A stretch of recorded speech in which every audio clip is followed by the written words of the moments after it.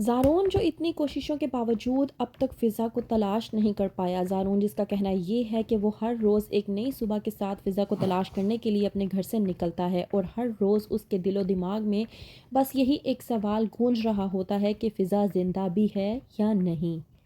ڈرامے کے next episode میں آپ لوگ دیکھیں گے کہ فضا کا تمام غصہ رانی ردا پر نکالنے کی کوشش کر رہی ہے، جب ردا آتی ہے اور آ کر رانی سے کہتی ہے کہ آپ کا فون بار بار بج رہا ہے، آپ اپنا فون اٹھا کیوں نہیں لیتی۔ اس بات پر رانی بھڑکتی ہے اور کہتی ہے ردا سے کہ کیا کروں، تمہیں معلوم بھی ہے کہ فضا کی وجہ سے میری پوری فیملی، میرے پورے خاندان والوں کو معلوم ہو چکا ہے کہ وہ بھاگ چکی ہے، اور اتنا ہی نہیں، وہ لوگ فون کر کے خیریت معلوم کرنے کے بعد ہمدردی کے چکر میں ہمیں جوتے مارنے کی کوشش کر رہے ہیں۔ فضا کی وجہ سے ہمارے پورے خاندان میں ہماری عزت بدنام ہو کر رہ گئی ہے۔ رانی جو کہ اپنی والدہ زکیہ کو کال کرتی ہے اور کہتی ہے کہ آپ مجھے ایک بات بتائیں کہ آپ زارون کے دل سے فضا کی محبت کیوں نہیں نکال پا رہی۔ یہی تو وقت ہے کہ جس کی بنا پر آپ زارون کے دل سے اس کی محبت کے جذبے کو ختم کر سکتی ہیں۔ زکیہ جو کہ رانی کو سمجھاتی ہے اور کہتی ہے کہ تمہارا بھائی فضا سے محبت کرتا ہے اور محبت کے جذبے کو اتنی جلدی اور اتنی آسانی سے ختم نہیں کیا جا سکتا۔ یہ بھی تم بہت اچھے طریقے سے جانتی ہو کہ کس طرح سے وہ پاگلوں کی طرح دن رات فضا کو تلاش کرنے کی کوششوں میں لگا ہوا ہے۔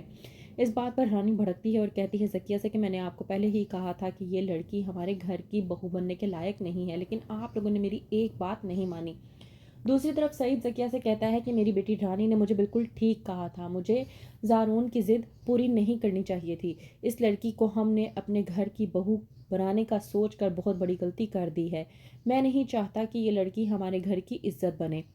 دوسری طرف فضا جو کہ نگینہ کے ہتھے چڑھ چکی ہے، کہتی ہے نگینہ کہ یہ ہیرا ہے اور ہیرے کی پہچان تو جوہری کو ہی ہوتی ہے۔ کمال فضا جو کہ نگینہ کا ہاتھ اپنے ہاتھ سے چھڑوانے کی کوشش کرتی ہے اور یہ بھی کہ مجھے ہاتھ مت لگاؤ، تم بہت گندے لوگ ہو، لیکن نگینہ جو کہ کہتی ہے فضا سے کہ تم اپنی اوقات میں رہو تو ہی تمہارے لیے بہتر ہوگا۔ اور ہاں، میری ایک بات کان کھول کر سن لو، یہاں پر پڑ پڑانا تمہارے لیے کوئی فائدہ مند ثابت نہیں ہونے والے، تو بہتر یہ ہے کہ چپ چاپ ایک کونے میں رہو اور جیسا تمہیں کہا جاتا ہے بالکل ویسا ہی کرو۔ فضا جو کہ پریشانی میں آ جاتی ہے اور سوچنے پر مجبور ہو جاتی ہے کہ میں آخرکار کہاں اور کن لوگوں کے بیچ میں پھنس چکی ہوں، یہ لوگ آخرکار مجھ سے کیا چاہتے ہیں۔ وہیں پر دوسری طرف رانی جو کہ اپنی والدہ زکیہ کو کہتی ہے کہ میں آپ کو ایک بات بتا دوں کہ یہ لڑکی فضا جتنے دنوں سے غائب ہے، آپ مجھے خود بتائیں کہ اگر یہ ہمارے گھر کی عزت بنتی ہے تو ہمارے گھر کی عزت نہیں رہے گی، اور ویسے بھی جتنے دنوں سے یہ لڑکی غائب ہے، جب یہ واپس آ جائے گی تو اس کا اپنا بھائی اس کو قبول نہیں کرے گا، تو زارون کی تو دور کی بات ہے۔